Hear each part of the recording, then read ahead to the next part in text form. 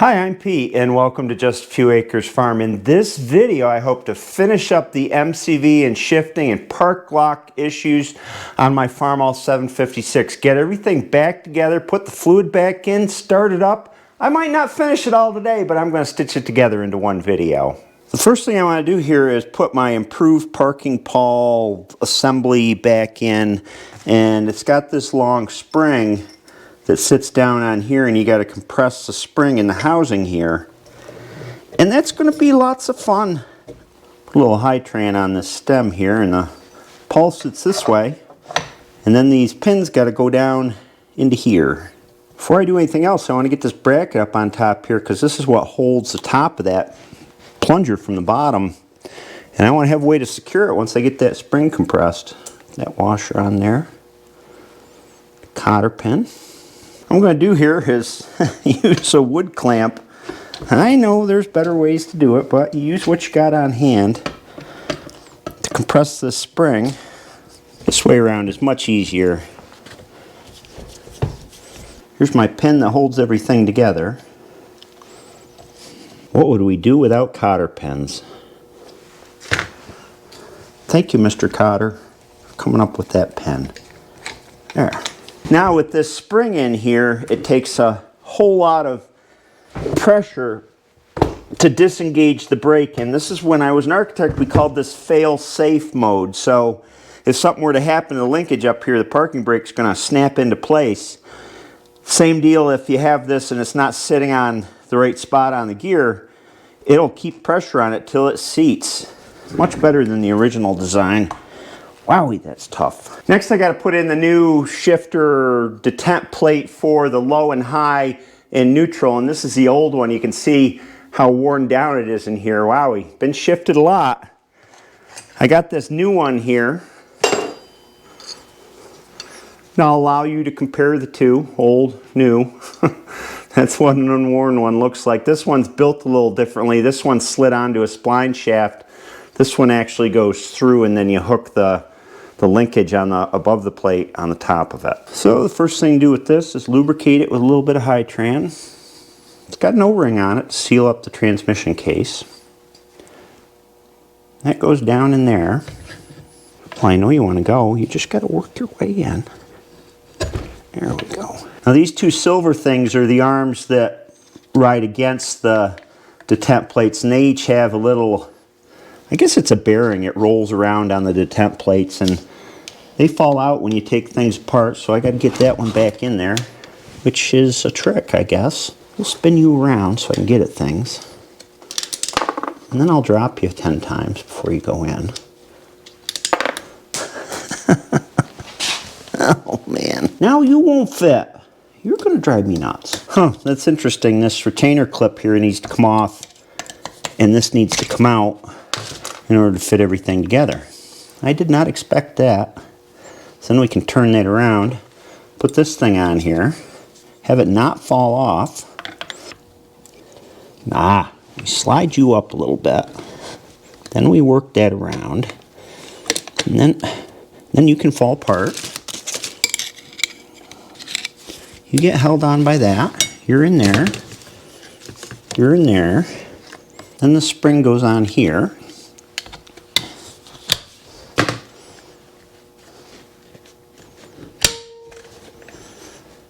Wow. I would call that detent. Retainer ring down and back on here. And then the other side, this is a new shaft for that new detent plate. This has to go on. Is it side specific? It is not. It is symmetrical, but I know it goes on with the ear facing this way, because that's the way the ear faced on the old one. Then I have a tapered pin that fits in here, locks everything together. And I have a bolt that acts as the belt and suspenders, I suppose. I gotta get an Allen wrench. That is nice. Just for comparison, this is the old top plate, and the hole approximately lines up with this one. I think these other holes are for other models of tractors, so they use this plate assembly on more than just the 756. Action is really nice now. It's time to get ready to put the lid on. I want to align the shifting fork, so I want this one to be in neutral, which is right in the middle of its travel. And then for the reverse one, I want it to be clockwise. Check that out. Make sure that's clockwise. The gasket goes on. Gasket sealer on the gasket. For the lid here, so we got to make sure we have our linkages in the right spot. And they're in the middle. That one's neutral. And then I've got this one all the way clockwise. That would be reverse. That's neutral. And then for this parking pawl, I shimmed it up with a chisel so that this here didn't interfere with the gear when I was trying to drop it in by being in the park position. And this is what I assumed would be the most difficult part of the install, is getting everything lined up here.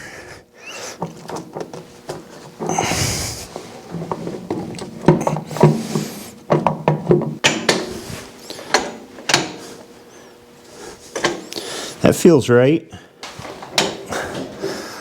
That's definitely in, because I got to roll it there to align the gears. Lid's all the way down, all the way around, so I don't have interference issues. What is that wire for? I don't know. I'll just hook it up there. Put a couple bolts in it and then test the parking pawl to make sure that it's catching. Put one in on each side to make sure everything stays down.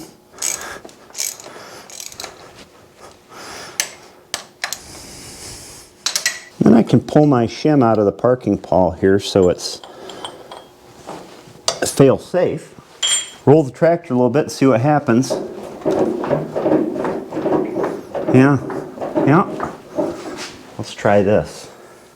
I think I can lift this up.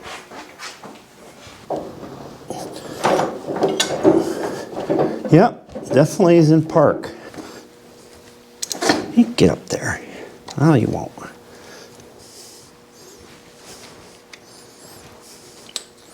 Hey, this is kind of cool. I hope you can see that. This is the casting date code on this lid that I just put on. 10-10-0. So that means October 10th, 1968. 7 days younger than me. Now we can put these linkages on and see how close we are. I know I'm probably going to need some adjustment. Which hole do we want to put this one in? Oh, yeah. Neither of them. There's one right in the middle. I don't know. Guess we'll try this one. And this is the reverse rod. Which way does it go? It goes that way. I got new pins for these clevises. Remember, the old ones were quite worn, and I found that a new pin did the trick as far as taking most of the movement out. I just need to get one more. The hardware store only had 3. I'll have to go someplace else and get one. This is the moment of truth. Let's see how it feels. That guy's going to feel fine because we didn't mess with him a whole lot, but here's the one, the range lever.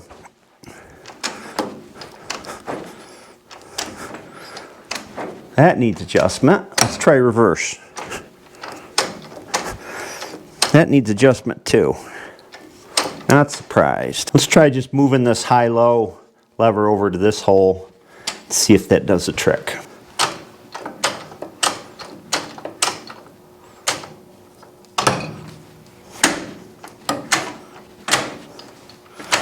I'm liking it. I do. Dad and his machinist friend put a bushing in this arm here where this shoulder bolt comes in to tighten that all up. That is nice. Next we can put the parking pawl linkage back together, and I took everything apart and cleaned it up because it was kind of rusty and gunky and didn't work the way I would like it. It wasn't that smooth.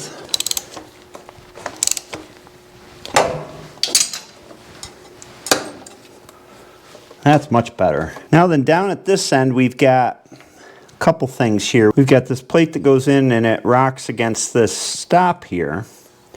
And that goes on, and then we've got a shoulder bolt. I greased everything. I always question whether I should grease things that are going to be in a dusty environment like this that don't have a grease circ, but in the end I decided, well, I'm going to grease it. Now, before I go too far here, let's hook up this linkage. There's a battery cable in the way. There we go. Now that works really nice. No stickiness like it had. Then we have this link arm here, which is much longer. You'll see it works a little bit differently when I get it together. Now the way this works, see I've got the parking brake on now. This is all the way down, and this is called an over center here. If you watch where this arm travels when I pull the lever up, now it's on center, and then I hit resistance on the arm, and that's over center. It's gone past the center and locks this lever in place. It's easier from this side. And when I have the park lock engaged as I do now, this little plate goes up and crosses in the slot of the paddles. So my range shifter here is locked in neutral. I can't get it out of neutral. I can still shift the transmission, but that ain't going to get me out of neutral range, so the tractor won't go anywhere. And if I pull this lever back up to the park position, then the plates drop down so it's not interfering with these slots, and I'm free to shift it into low, high, or reverse. And I just need this one thing up here to finish. No, I need to change my clock. It's daylight savings time. I hate daylight savings time. I just lost an hour. What time is it again? It's time to put the covers back on, see if I've got everything adjusted properly. And then you got a screw in here. Then this plate goes on. We got some screws to put in here. And then this cover goes on, fits down over the flanges on that shifter. So you can't tighten any of this down until you get this in place and kind of see how everything fits together. Now with everything together here, we can check the adjustment on the linkages. That's a little bit under neutral. Yeah, this one's got to shorten up a little bit so it doesn't whack the cover on both sides. This one's fine. In order to change how the shifter hits, we just shorten these a little bit. This one too. Oops.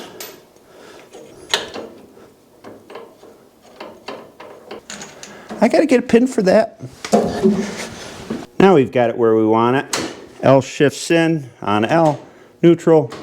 And you gotta make sure this gate lines up between the low, high, and the reverse, or else you're gonna wear it out. There's that one. Now it's time to put the deck back on, which is in 3 pieces.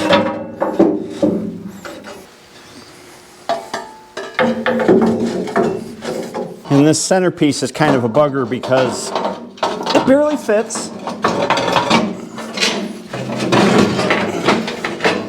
Well, what's hitting? Springs.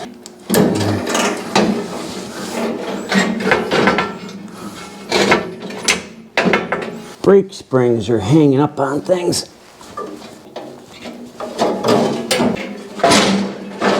Difficulty is further compounded by the fact that these tubes with bolts running through them is what support the middle sections of the deck. And you got to get these all lined. You can barely see some of them. This was the old bolt that went down that hole, so I replaced those. I got sleeves to put way back in there, sleeves and bolts. I'm not going to be able to show that on camera. Got to reconnect the clutch pedal, which was in the way of the platform. This guy's got to come over here.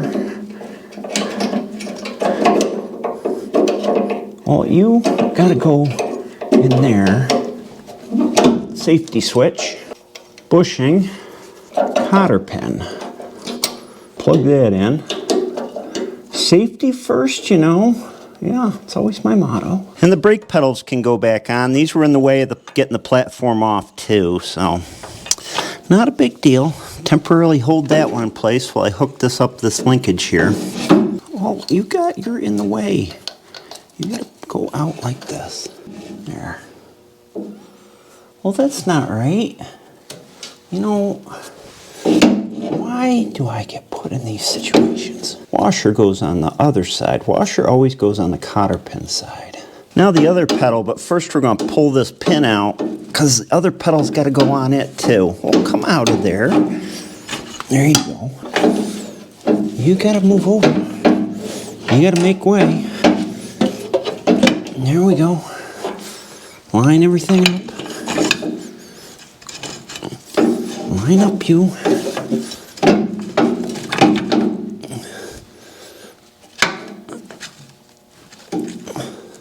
With a big giant cotter pin to go through and secure this pin.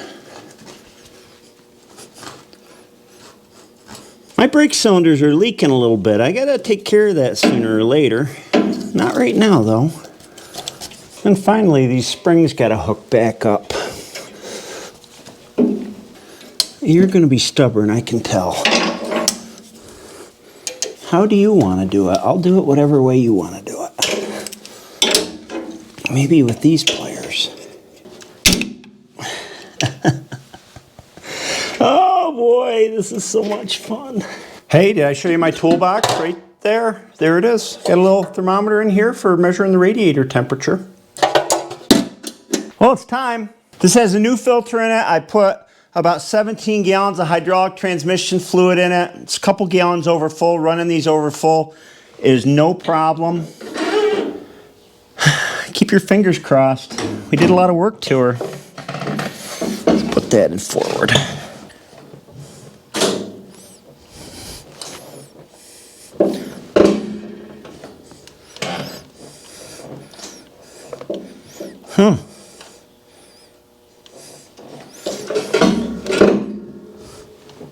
Well, I got a problem with my interlock down here, my safety switch. Tell those contacts were pretty darn rusty. That's weird. This is not what I expected. I got juice, but no starter. No clickety-click either. Gotta be that safety switch. I'm just gonna hot wire this clutch safety switch. You just need to jumper it. Like this has never been done before. I've seen a lot of these where these two wires are just wired together. Rusty connections could be the cause here. Okay.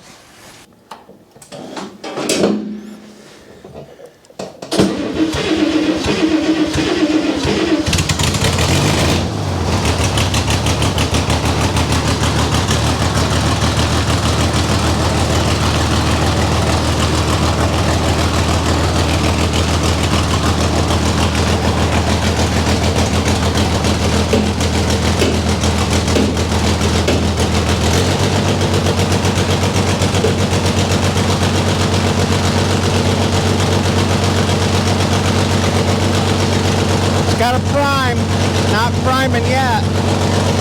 Wheels aren't turning.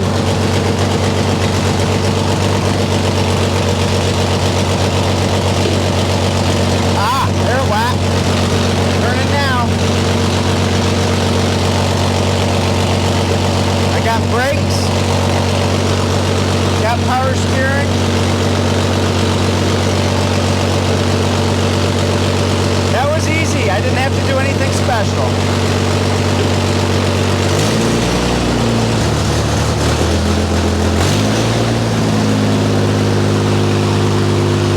She primed right up. Tell that pump hits the limit when it hits the stops on the steering. There we go. Hydraulics on the brakes. I can feel the push back.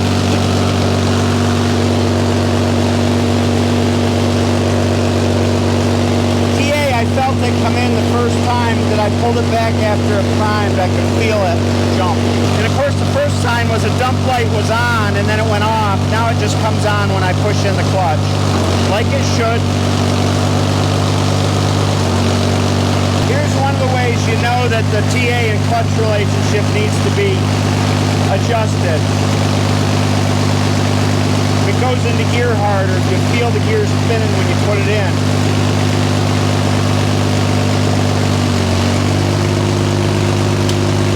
Goes in smooth. But I'll wind up adjusting it anyway, just to make sure. I got smoked out in there. It's my pipe must be leaking. I want to leave it running and let the oil warm up so that the gaskets on the MCV will set. You know, they warm up a little bit, and the little orange beads of sealant set on them, gasket material set, so it doesn't leak. Listen to this. When I turn the steering to the stop, hear how much it pulls on the engine?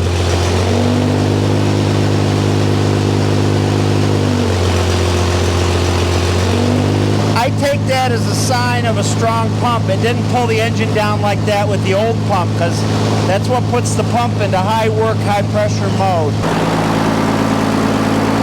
I don't see any leaks in the MCV. Everything looks nice and clean.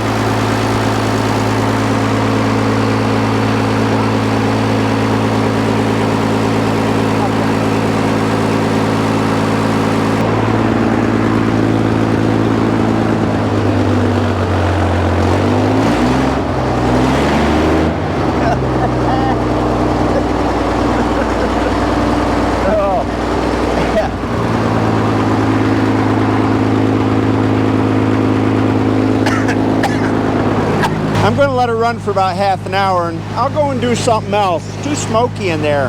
The next steps will be to hook the gauges back onto it and compare the readings with what we had before the MCV was rebuilt and take it down the road. But we're supposed to get a foot of snow in the next couple days, so I'm going to save that for another video. I hope you enjoyed this. It's always nice to successfully complete a project. I'll see you next time. Ugh.